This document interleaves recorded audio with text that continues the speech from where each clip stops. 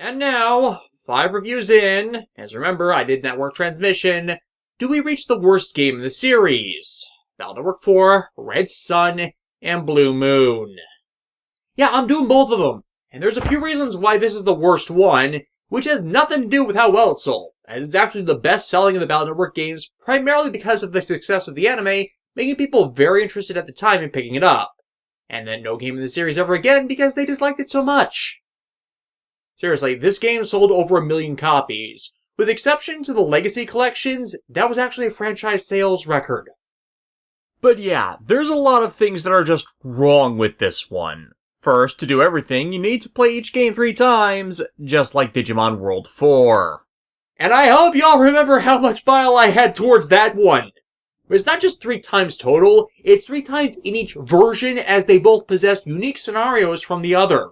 And the first run through the game is comparable to the difficulty level and length of all the past ones, only with you not getting all of the upgrades you would normally receive, nor access to all of the battle chips. You only access the weakest chips in the first run, the intermediary ones the second time, and the strongest ones in the third. But you only really get ones that synergize well into decent battleship folders the first time, with most of the stronger chips either wasted as they only work with themselves, or are requirements to make the folders that heavily rely on chips you get early on to work, and often the replay's only purpose is to stockpile the duplicates of chips you also need to get to have the competent chip folders on hand, which you won't in the first 2 playthroughs that make them especially agonizing to get through. Meaning as it is, you will be relying primarily on 2 program advances throughout your playthrough. Life Sword, which, okay, I do that anyways as I like sword chips, but it shouldn't be the only good option for you. Or the new program advance Pile Driver, which is aimed correctly can do 800 damage to a Navi. Everything else takes multiple playthroughs to get a good version of, or are very situational in that you need to build an entire folder around them. Meaning due to the intended gameplay dynamics introduced, you're not inclined to using it.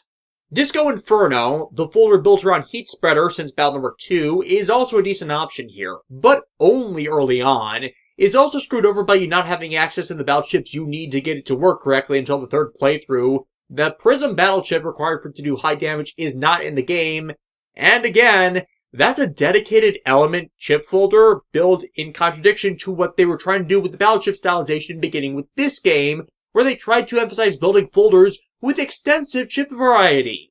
So, yeah, it only works if you cheat your chip library early, or make out like a bandit with a chip trader.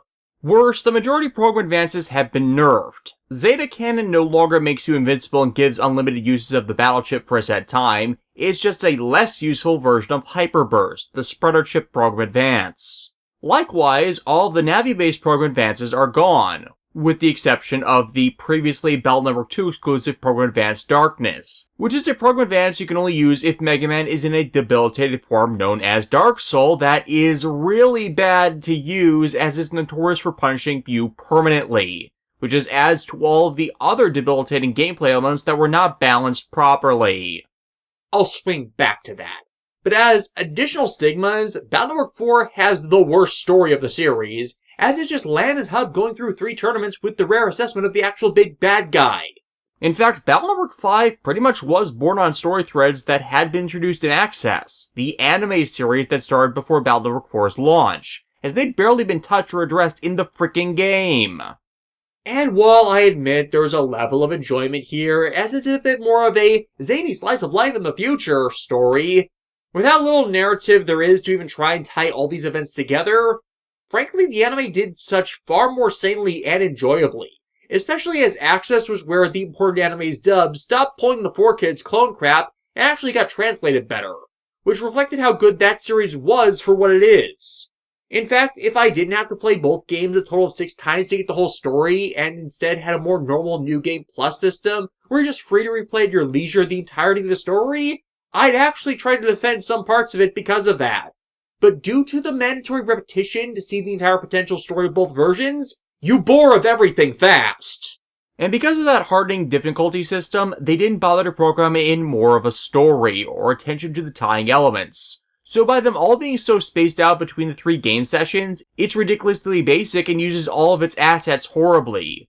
While there are an interesting string of short standalone missions, even those just keep you backtracking over the same regions over and over and over again, so you barely feel like you're progressing through anything. It makes the repetition through those areas again in the mandated for completion new game hard mode, and then extra hard mode, all the more tedious and exhausting. That makes you by the end just not care. And to continue with the grievances, Bound Network 4 is also the worst translated game in the series, with it possessing a lot of revisionist dialogue, statements that make no sense, grammatical errors, and item descriptions that in no way relate to the items they're describing, which make it unintelligible how you're supposed to use them. And, well, I went after Battle Network 1 being bugged to hell, but Battle Network 4 Blue Moon was so horribly programmed, it is the only Game Boy Advance game that could not interface with a Nintendo DS. Seriously, you put the cartridge of that game in any DS and it doesn't work. But to get the footage for this review for everything possible in the game, it requires one to play it 6 times. You should never need to play a game's story 6 times to actually complete all of it once. No game is worth that. And even worse on that front of the game being bugged to complete hell and back, it's highly likely you can't even complete it to begin with. To access the post-game stuff, you of course need to collect all the other battle chips again, including getting the Navi chips from fighting the Navis by finding their ghost data. However, the ghost data for the Navis you encounter is completely screwed up. You can encounter the initial stationary ghost just fine and get the battle chip from that encounter, but the random encounter ghost you need to fight next to get the next stage of battle chip, the super important SP chip variant of these games? Yeah, good luck with that. Several times through my playthrough, the ghosts refuse to spawn. This happened 3 times for me. When trying to find and fight Sparkman's ghost in both versions, when trying to find Coldman's ghost in both versions, and when trying to find Roll's ghost data in Red Sun. And I can tell you why I had problems with each of their attempts to spawn. Battle Network 4 has the frustrating map design feature of layered or separated maps, where you are completely blocked from accessing part of the map unless you either leave that map or are playing the opposite version of the game than the one you currently are. In Sparkman's case, one of the regions of his area of spawning that his ghost could show up in is locked off by its specific version. I was playing Blue Moon when this happened in the area specific to Red Sun.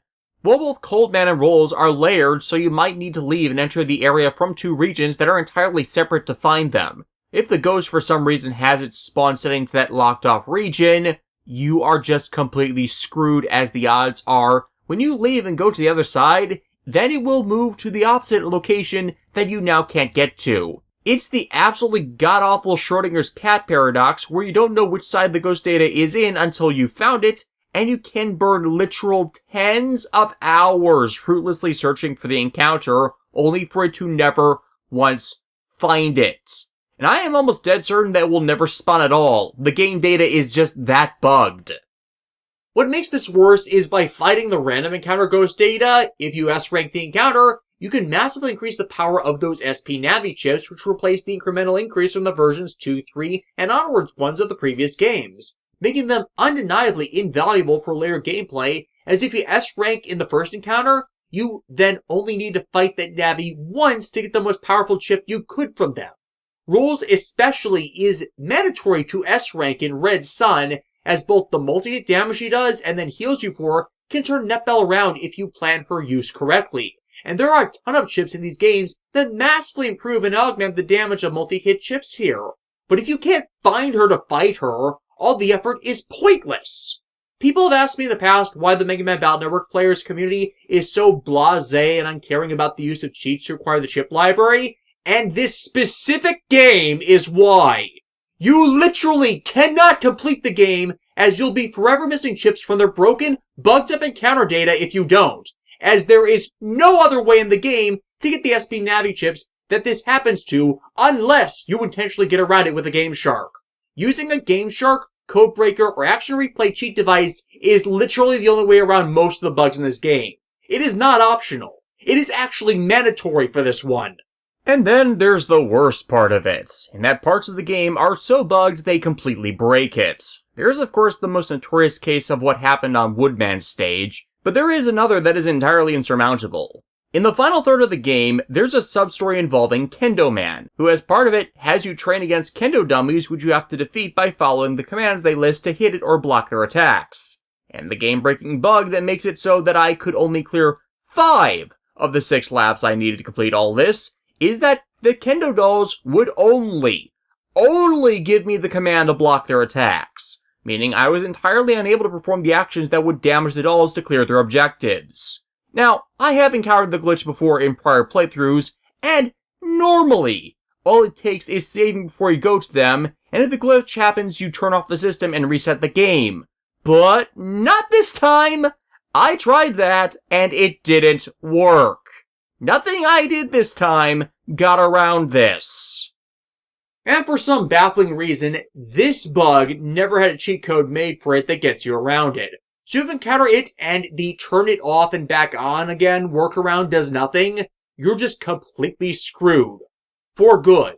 Do not pass go, do not collect $200. Turn in your net badge, you're indefinitely stalled on the case. The bums lose! The bums always lose! And again, this is why this game's mandatory New Game Plus Plus is nonsense, as you can have this bug not show up at any point in the first 2 laps, but God forbid you find it in the last one, when you are on just the verge of being done with it, after all the 30 to 40 you've spent on it previously, only for this to happen, and you're left with over a day of wasted time and effort. Gah! Now, to be completely fair to it, Battle Networks 4, 5, and 6 kind of got screwed over. Doubly so in importation. By this point, the Battle Network series had long achieved the status of financial success, and players wanted to operate and play with Megaman in the way more depicted in the game and anime. Operate him remotely and slot battleships while Hub was intelligent enough to be able to play himself. And they did.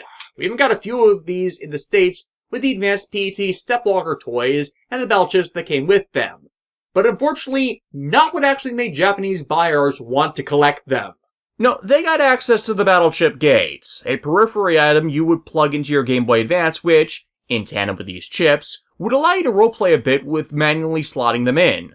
Though the issue with the device was you could only do 1 chip at a time, so program advances were a no-go, and it massively slowed down gameplay if you did anything but versus matches with another player, as the in-game AI was kind of an idiot. The English releases of Battle Network 4 does still have the programming for it, as I showed from that ripped YouTube video. So, for all I know, the company that released the toys, Mattel, may have actually intended to release it, only for sales to not do so well. As the NT Warrior toy line... oh boy, was that a weird one to actually try and buy anything since no one around me stocked it. Though I did used to have a few of the figures. They unfortunately got lost in a move years ago because I was not allowed to pack my possessions in that one. Thus, a lot of my stuff got lost. I've actually, since my mother's death, collected everything she had in storage and, yeah, they're long gone. That never ceased to irritate me as I had the ones of Megaman, Protoman, and Base that looked damn good on display. But a lot of programming time went into that battleship system toyline gimmick which subverted having space for other pursuits. Meaning, yeah, there's less original maps and material, and they just chose to keep rehashing regions for the various events. But as is expected, that gets boring fast since, well, half the imported game is unplayable. The other additional programming thing which actually would have mediated a few elements was interaction with Nintendo's GBA e-reader accessory. If you never had one, essentially Capcom released a series of cards the e-reader could scan to allow you to insert special add-ons into their games. And in the Battle Network games case, it allowed you to install additional upgrades into Mega Man. These included things like HP and Buster mods beyond the limits the games normally restrict you to, Navi Customizer mods without the program being in the Navi Customizer, access to rare chips, accessing special battles with the super secret boss Base XX, and the permanent utilization of any one double soul in the way Mega Man would previously utilize style change. These were intended to complement the game and its playability in competitive circuits, only for them to be criticized as making the game too easy. Yeah, made the game who has its difficulty ramped up because the game itself actively fights you playing it too easy. Even though the game was intentionally made harder for players to complete in order to encourage players to buy all of the goddamn accessories. Yeah, to my knowledge, they never got imported either, which would serve as part of a problem with the next game since the special super form of Battle Network 5, Base Cross, was only made available by an e-reader card they gave out at the movies before they made the Twin Leaders compilation, and that e-reader card never got imported. So yeah, Battle Network 4 onwards more feels like they were shot in the foot with trying to help market periphery items that were not made available in the second larger market for the franchise as was needed to be done, and the games overall suffered for it. And yet, Battle Network 6 and 5 still take the 2 and 3 slots respectively on the fandom's ranking of the games, if they aren't just battling Battle Network 3 for that slot in fans' minds. It makes you wonder what this series could have achieved had they not been forced to pander.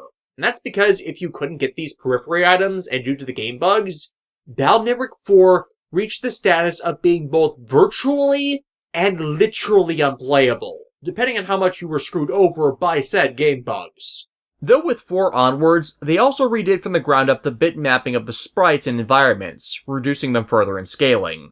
While the backdrops do look better, the appearances of the characters themselves no longer feel as endearing as they used to be. I think part of that comes from the difference in art styles being against expectations. It's not as extreme as, say, going from Mega Man 6 to Mega Man 8, or X6 to X7, but Battle Network 4 makes them look, well, more cartoonish than realistic. Especially now as the story totes for the series move to being more, well, adolescent. Now, I gotta admit, I'm on the moderate side of the hate for this entry, and while, yeah, I am going to be railing on this one, the vitriol for it has been done better elsewhere. If you've got hours to kill, there's a few ye old text let's plays that took great pleasure at riffing every frame of the game, meaning one of them even kept score of every single translation error, counting upwards of over 300, meaning yes, Battle Network 4 qualifies as a blind idiot translation as well. And even the Battleship Gate and e-reader stuff has been accounted for. In May of 2020, a programmer named Grega Master released his own homebrew digital release of the Battleship Gate system, compatible with Battle Networks 4, 4.5, 5, and 6. You load the program into a GBA flash card, plug it into a spare Game Boy Advance, connect that to the GBA you're playing on, and you then get access to all the special features the Battleship Gate allowed you to use. But Western fans were denied. This was especially powerful for players of Battleworks 5 and 6, as well, the Battleship Gate in those games allows you to cheat the chip folder limitations by slotting live chips in the midst of battle and still control Mega Man at the same time to get around the dumb AI issue. But that isn't possible in 4. Capcom hadn't figured out how to do that yet. So I'm happy that's now an option for the later games. I likely won't be and can't use it for 5 as I plan to showcase the Double Team DS version for that review, but maybe I'll figure out how to do it for 6. We will see. And before we start on this proper, I need to comment on one other thing. And that is the Brady Game Strategy Guide for Battle Network 4, written by Greg M. Cypher Sepelak, who also wrote most of the GBA Mega Man guidebooks, as well as the PS2 X games, and many other Brady Games books. Now, I don't normally comment on strategy guides for games I review. Hell, the only time I remember doing so previously was a literal decade ago at my first season when I commented on how worthless the Prima guide for Digimon World 1 was. But this guide deserves special mention for it being absolutely hilarious. Even between playthroughs of this game, I would love to flip through it, as the way Sepelak wrote it made it seem like he was low-key riffing on the plot of the game. Not in an insulting or offensive way, mind you, but it's clear that by the time he'd finished playing the game to write the guide, he needed to vent at how much of an annoyance the game was to actually play. My two favorite lines from him snarking have to be, "Yes, Slan, smart's a bag of hammers, Hikari, it's a date," and "Chod, you fool!" Though personally, since I have done a long character analysis of Lamb through his multiple incarnations, I would have written the smart as a bag of hammers line as dense as a bag of hammers. For as showcased in my prior videos, Lan is smart, but has issues applying himself and sometimes can't see the forest for the trees. I have seen far worse protagonists than him that have done more egregiously stupid things with sincerity to ever really consider calling him an idiot. On top of that, this is the only guide I've seen to actually provide short recaps and summaries of the previous games in the series, so new players, as Battle Network 4 was meant to be a new jumping-on point for players, would have an idea of the world and what's going on within it. So yeah, between the snark and Greg Sepelak's attempts to brief people quickly about prior game lore, despite the general dislike of this game, this is actually one of the best guidebooks I've ever seen written. That, ladies and gentlemen, is what you can call ironic. Even more amusingly, Greg Sepelak has utilized this humor beyond the guidebooks he's written.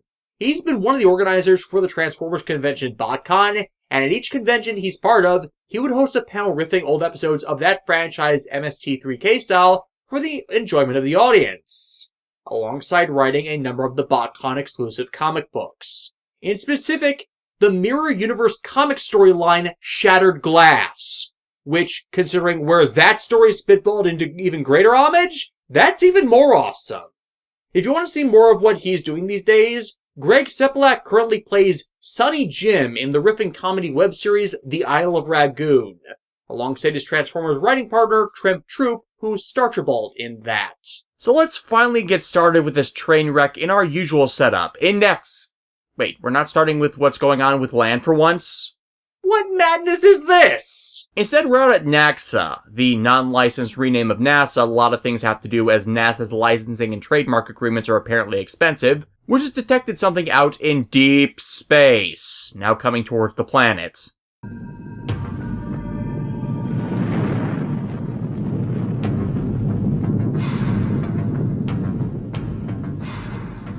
What, the other side is about robots fighting. It's surprising that comparison hasn't been done before.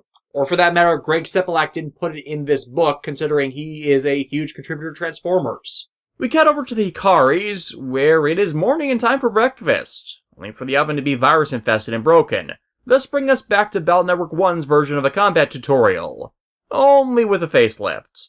Once again, the first 2 of 3 standard net battles are the same as always, with it being the third round of them that lists the gameplay differences that come from this new story extension of the series. This time, it is detailing the mechanic known as Full Synchro. As featured in the past games, Full Synchro was Lan and Megaman's narrative 11th hour superpower that allowed them a final boost in strength to be able to face off against the uber-powerful final bosses, generally narratively working around the story issues that should normally say, hey, this is supposed to be the network killer. How's a normal Navi, even when kitted out like Megaman, supposed to be able to defeat it? And then providing Full Synchro as that solution. Battle Networks 4, 5, and 6, however, turn it into a core gameplay feature, denoted thanks to the new emotional window that details Megaman's specific status in battle, flipping between the normal state, the Full Synchro state, and occasionally angry state that doubles the attack of one battle chip, worried in which you can't activate the angry or Full Synchro states, and Wicked, which is spoilery. The Rockman.exe anime and Ryotaka Misaki's manga would both adapt this feature in differing ways as well. In the manga, it was an element of the story that allowed the NetOp total immersion and timing with their Navis, and like in, say, Digimon Tamers, allowing them to experience feedback and sensations within the cyber world as well, all of such growing out of the early side story quest for Hub style. But as I mentioned before, during the events of the manga, Base steals Hub style and overwhelms Megaman with his use of it, becoming so damaged he could not maintain use of the form. Instead, he channeled all the power he'd normally get from Hub style into the force of one attack. Then, in the following arc where Navis utilized the power of Dark Aura started to emerge, their use of Dark Aura completely suppressed and interfered with Megaman's ability to use Hub style. Thus, from then on, channeling the power of their perfect synchro into insanely boosting the power of one attack at a time became their commonplace use for it, essentially skipping the style change every time, while using the power from that style change to immensely increase their attack power. The anime, however, used Full Synchro in the way the early games tended to use it, as a last-ditch 11th hour superpowered state that Lan and Megaman normally could not access. The sole time it was used being in the final episode of Rockman Access for their last battle with Laserman, and was pivotal in defeating him in the same manner as the game's normal final bosses use that narrative out, as at the time Laserman's power had been boosted far beyond that of a standard or even custom Navi, as depicted from the size scale he had manifested in. And such as a fight I only spoil now, since I'm also reviewing the anime, because I have made use of footage from that fight numerous times, so I've already spoiled it years back, and it's likely others have looked it up already. But as is shown throughout all these examples, that is consistent among them, full synchro in a lot of ways is a simplification of Mega Man's style system, in that this allows him to retain the best immediate aspects of those styles, just as a temporary boost that is devastating if, and only if, you are able to frequently counter enemies. For by properly timing a counterattack on an enemy virus or navi, you enter full synchro, which allows the next damaging battleship you use to instantly deal double its normal damage. Full synchro, however, is a testy, tenuous mechanic, primarily because a lot of viruses and navis in this game give you zero opportunity to counter them, or otherwise their window to counter them is so low that you won't be able to enter full synchro to then even see where to counter it. And that is once again the frustrating paradox that is behind the "but all these extras we didn't get makes the game too easy" statements by some fans. See, a lot of people cannot for the life of them battle well enough in this entry to use full synchro with any consistency. And yet, because of how the battleships are locked off between the playthroughs and the general weakening of their attack powers, that makes most of the chips pathetic and worthless. You cannot do enough damage to enemies in this game for them to die without burning through your entire library, unless you use them while you are in full synchro.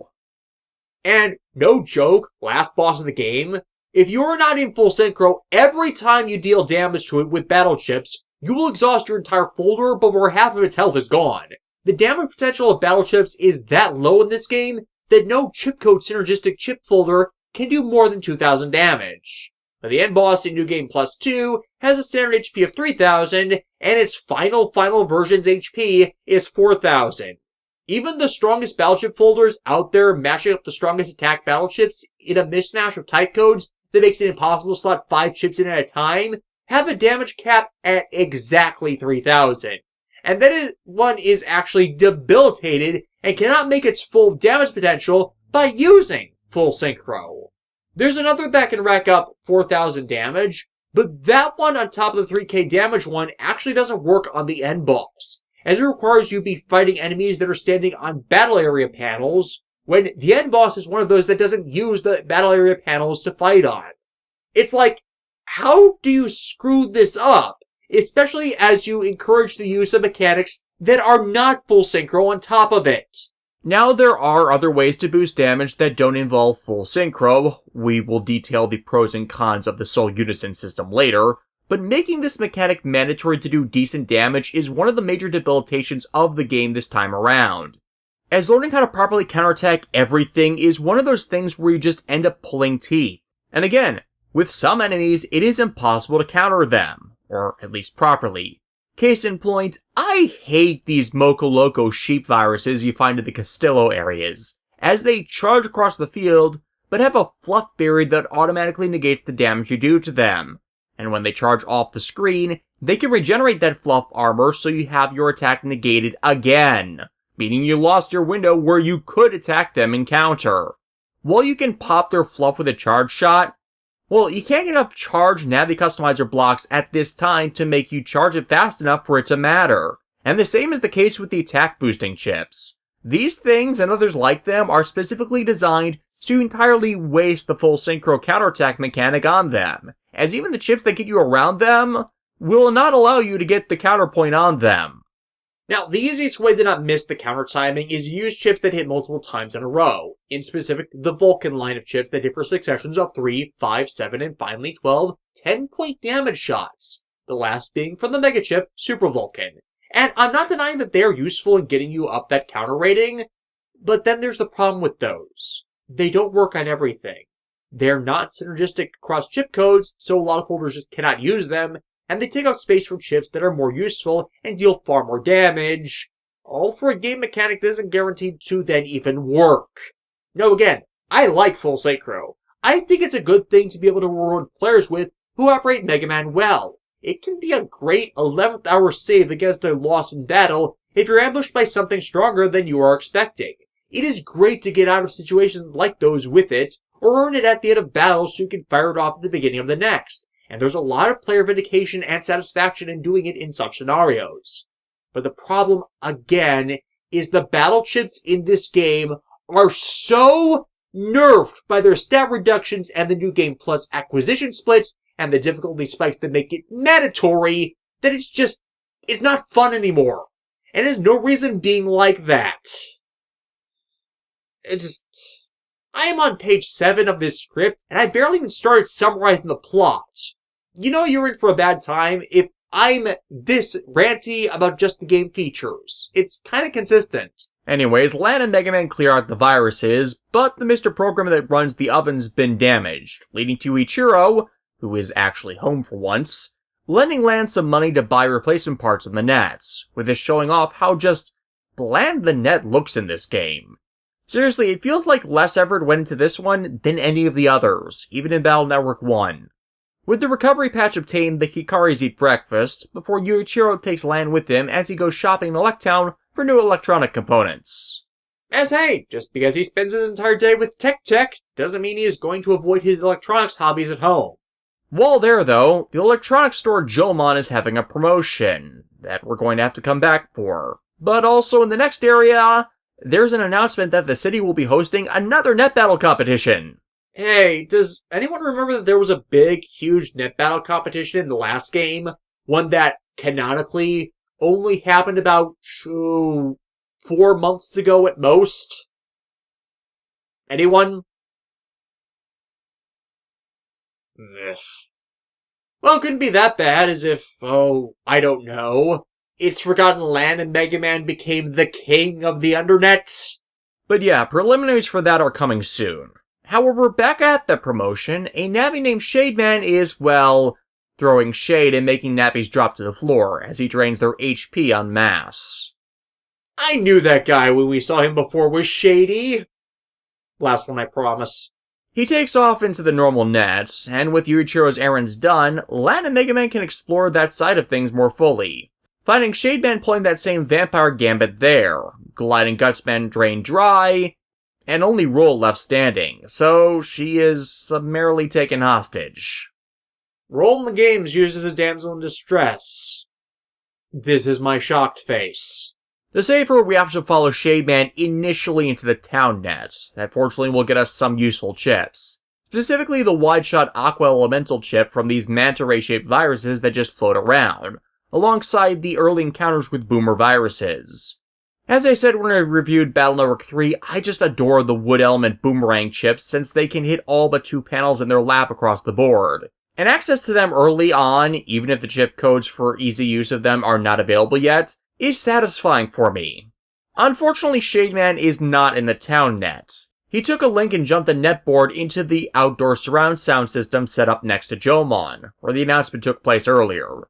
And Shademan turns its sound levels up to 11, requiring Lan and Megaman then clear that promotional event to get a set of headphones for themselves to block out all the noise.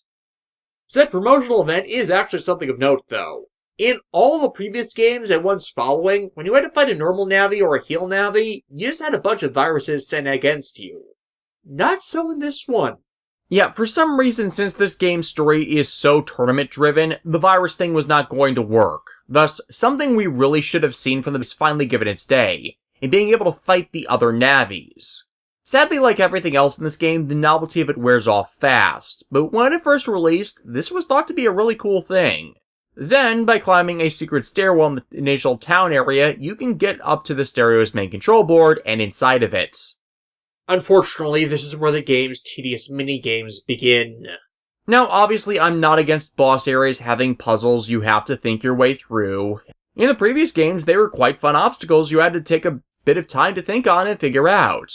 Unfortunately, this is another one of the transition problems from the early trilogy to the back trilogy, as all of those puzzles now become test your ability at this minigames, in the same way as the insufferable Simon Says minigame Capcom added to the Battle Network 3 that I absolutely despised. It's literally impossible, however, to do most of the minigames in this game in one go. It's made so you have to do them multiple times per game iteration in order to get the bang out of the programming buck.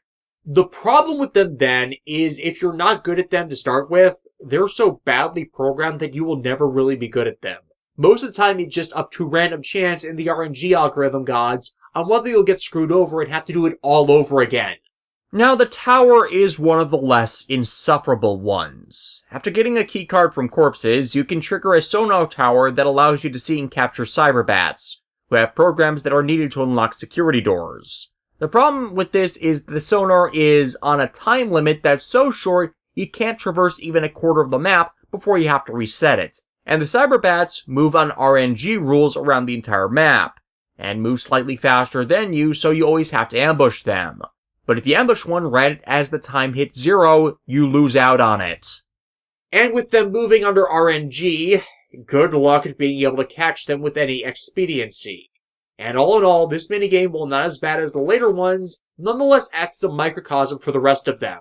They're not tasks of intelligence or fact retention memory, or of skill in a specified task.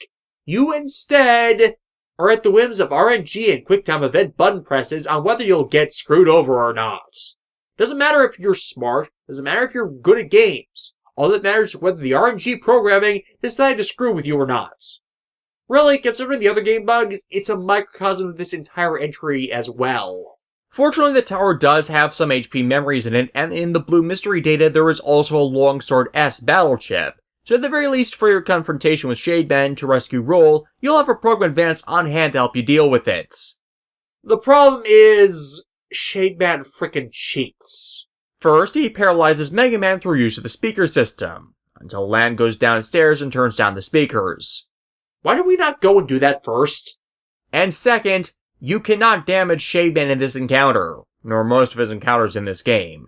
It's a story event that's trying to show off the power of the Dark Lloyds, specific navis born of junk data in the deepest, darkest parts of the internet, that in turn have become augmented by the power of dark auras, and the dark chips of the Net Syndicate Nebula into terrifying forces of power. We'll go over the dark chip thing later. Suffice it to say, it's interesting to include such a terrifyingly powerful enemy, and then make him into an entire joke. Like, look at all he did here. He puts around in a casual event, drained energy from everyone there, kidnapped a female Navi, and then retreated to his haunt. There's not exactly any real purpose behind him doing this beyond selfish mayhem, now is there? And yet, he's part of a dark crime syndicate that's later revealed to actually have been lurking around for some time. One so elite and secretive within their motives and activities that they're like phantoms in comparison to World 3, but is actually more successful in their long game schemes than World 3 if the lore is to be believed.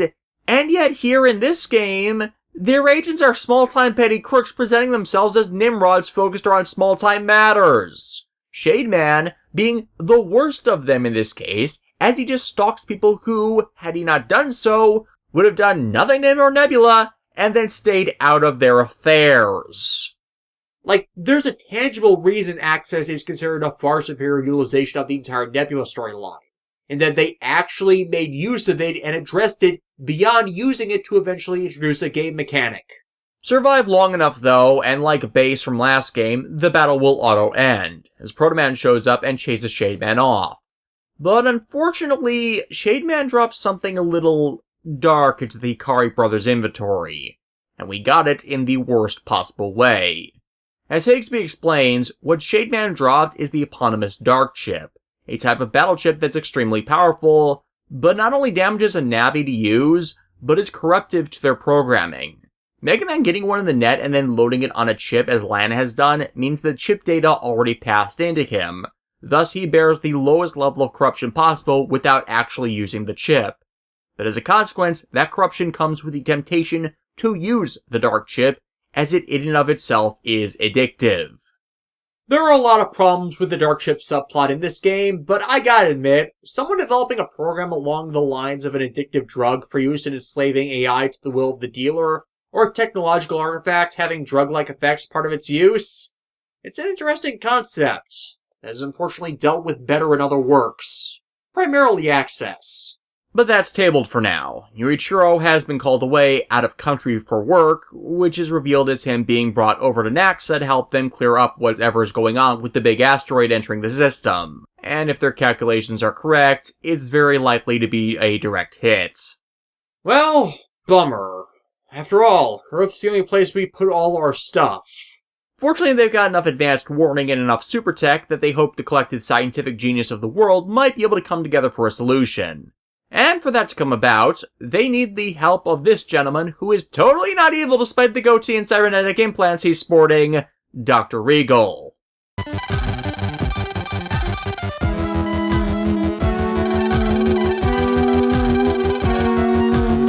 Hey now, they reverse-engineered Scavenger, Windom, and King Joe and gave Zet a form based on the Tiga Universe Ultraman. It can't be all bad. What, my brain only goes so many places when Z is used as a noun. Mazinger Z, Z Delgado from Power Rangers SPD, Super Robot Wars Z, Zeta Gundam.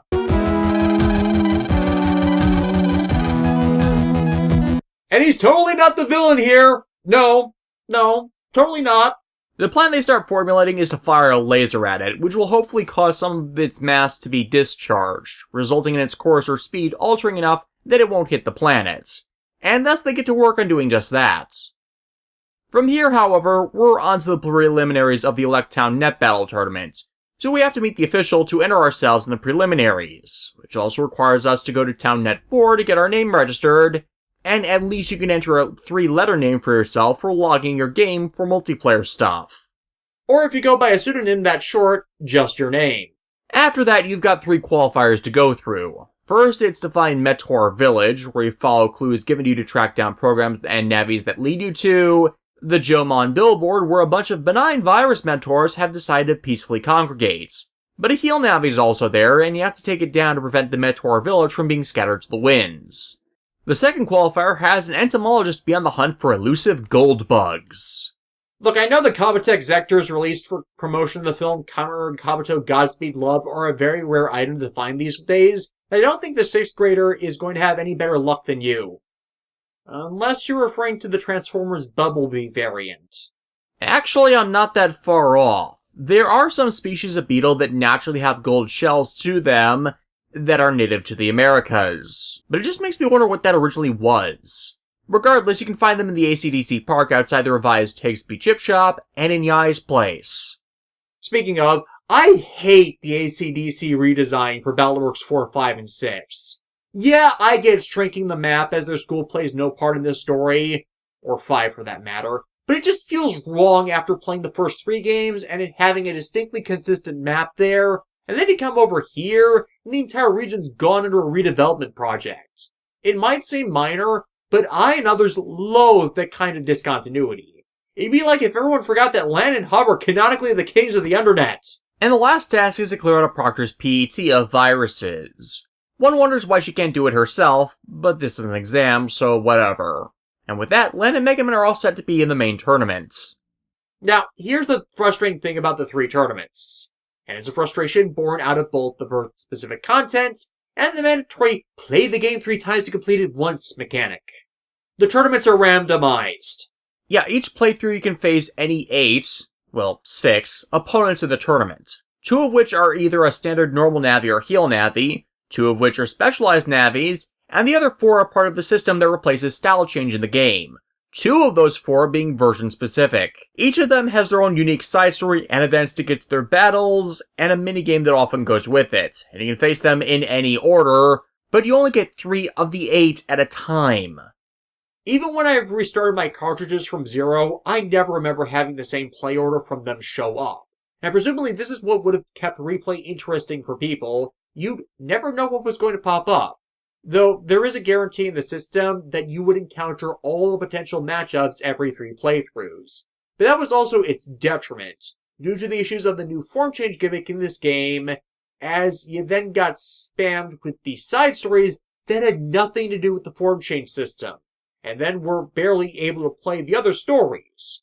So we got bored with the ones we saw constantly, especially if they had an annoying or tedious mechanic to them.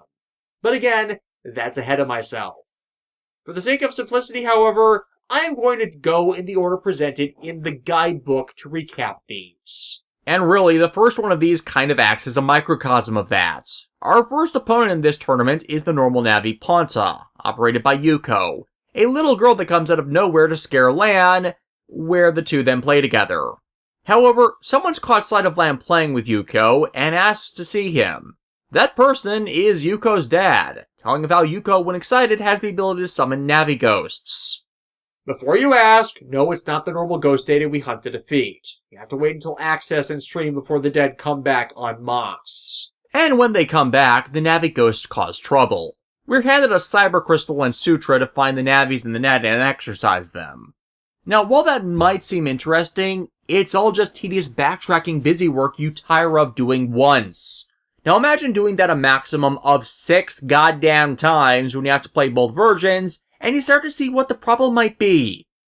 To be fair, usually due to the RNG, you're only really likely to be stuck doing the mass repetition quests 4 or 5 times, not the full 6. But it's still not fun, and especially problematic when you only play the essential story ones a ground total of once or twice, meaning you do the common ones 2 or 3 times more frequently by the time you're done. And really, the only potential advantage of this enforced backtracking would be more chances to encounter viruses and fight them for their chips in hopes they have the chip code you're missing for your folder if it's one you need. But again, due to how nerfed the chips are in this game, and how stronger variations are locked off into New Game Plus, you don't actually have that for this game, as compared to previous ones where if you got stronger or better at battling, you might get something special for that S rank you can do when you backtrack through an older area. Yeah, the standard backtrack problem of this game in 1 through 3 actually served a gameplay purpose in getting you through those things.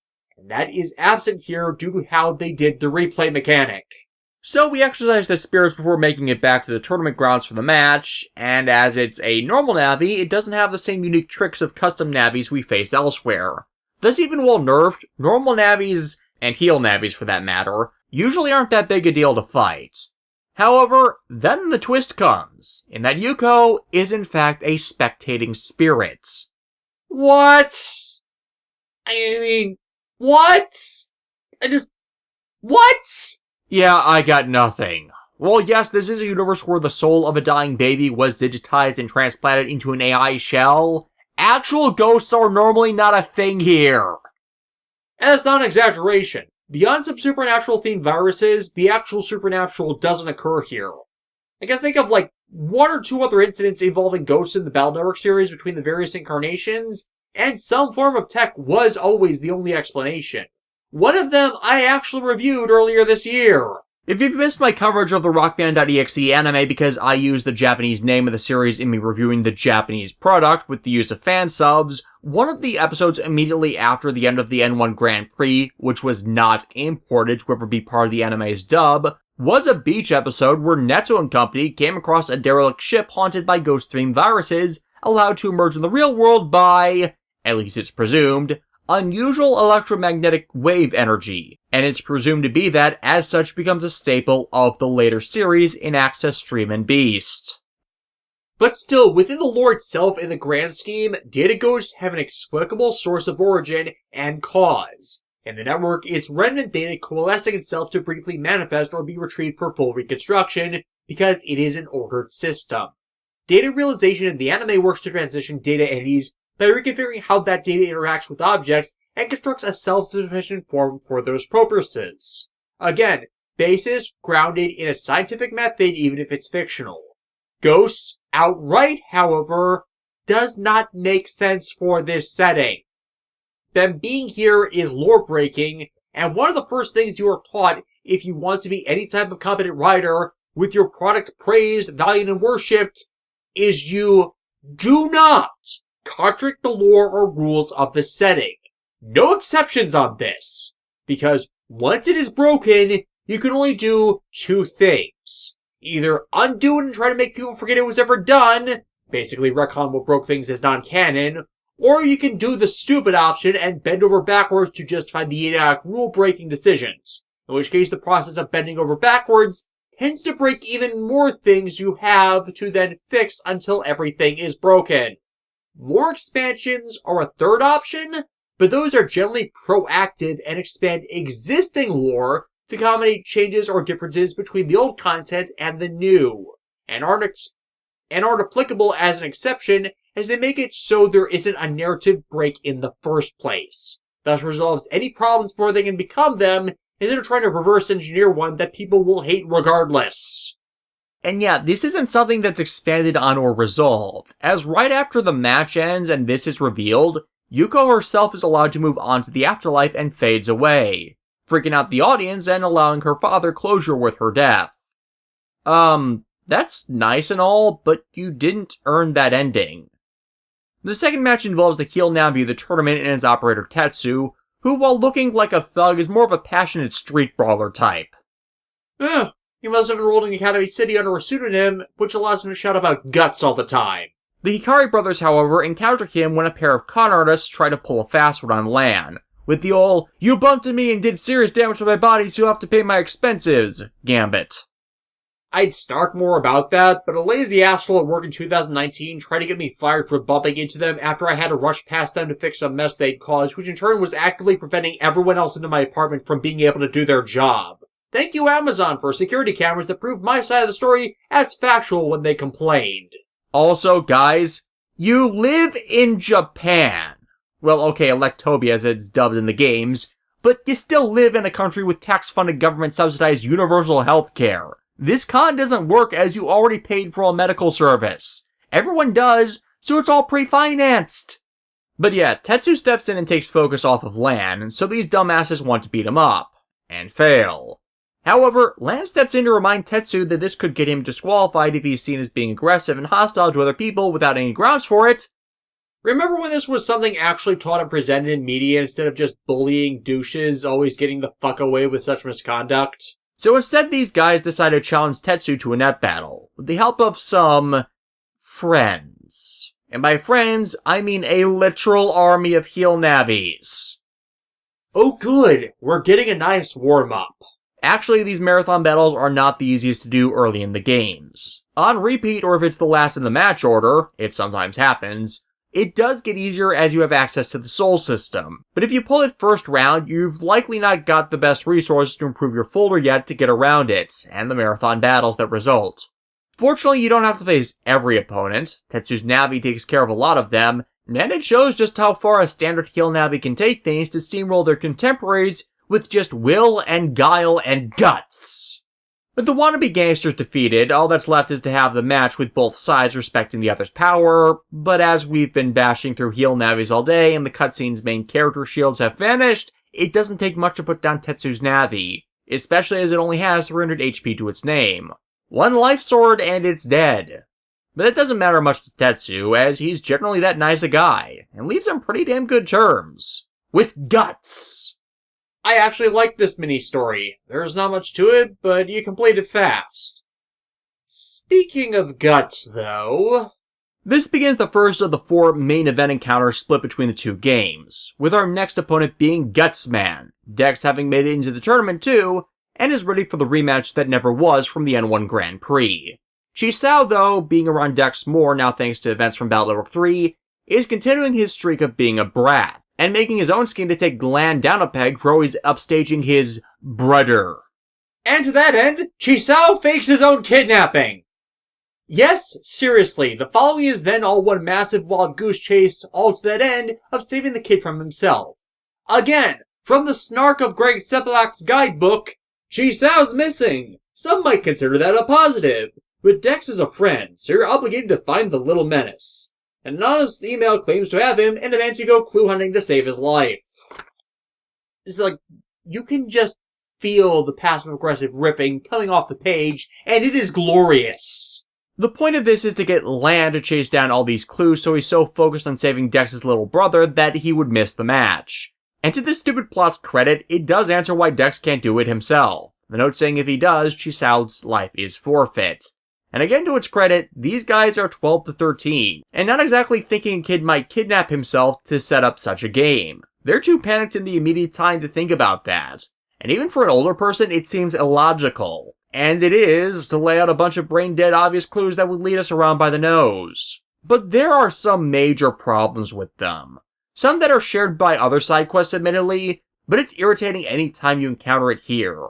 Between the various clues to get to Chisao, you eventually have to track down a bunch of heel navis that have been given data packets you need. One gives it up, one wants to quiz you, the last one wants a net battle, but the issue is the ones in Town 2 and ACDC 2 They require you to give the former a Bubbler R battle chip, and the other 1,000 Zenny.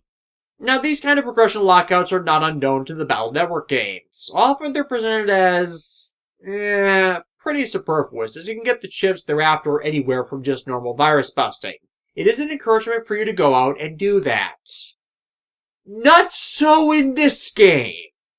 Bubbler R's you have to purchase from a net dealer. It's the only way to get them, which might make it seem like they're even easier to get, but that's the actual problem. As, see, this and the Zenny bribe for the other one is an expense that not every playthrough of the game has. It is one that only happens when you have to do the Guts Man story mission. Thus, it's not an expense that's built into and planned for every playthrough of the game, where it's properly balanced by experience gains and expectations of money-gaining schemata, like it might have been for the prior ones. No, it's an expense you only have to pay when you play Guts Man's story. And that is the root of the issue. This game is not designed in such a way where you will have the spare cash to just throw bribes at navies, as it's not expecting this to be the first explored route of the special event missions. And yet it most commonly is for Red Sun players. Thus the Zenny game issue is worse in this game than the others, as it makes it so it either screws over players who must now hoard any wealth they can gain instead of using it for, say, buying unlocker subships or HP memories because you need the cash for these bribes, when another player who got their route shuffled may not. Again, prior Battle Network games made accounting for all this in advance. If you need to trade a chip, you're in a position where you should have had easy access to it at some point just from common battles. No payment workaround required.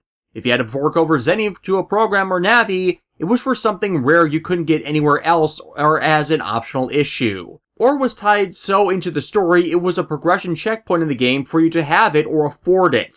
But because of the play reshuffle, neither works for this. It's an expense you have to pay, because through RNG, you got stuck playing this side quest. Thanks for buying. I know it seems like a small thing to harp over and rant on so long, but it's not the only side quest in the game that does this. You can actually have game runs where you don't encounter such at all, and it exasperates the constant complaint that people have in these games about the excessive grind towards resource gathering to afford or collect crap like pulling teeth. Hell, it got so bad because of this. The e-reader card packs for Battlework 5 actually had cards in them that gave you game money. If you got all of them, you could pad your account by 81,000 Zenny. Like, that much right there purchases almost everything of importance from net dealers on its own.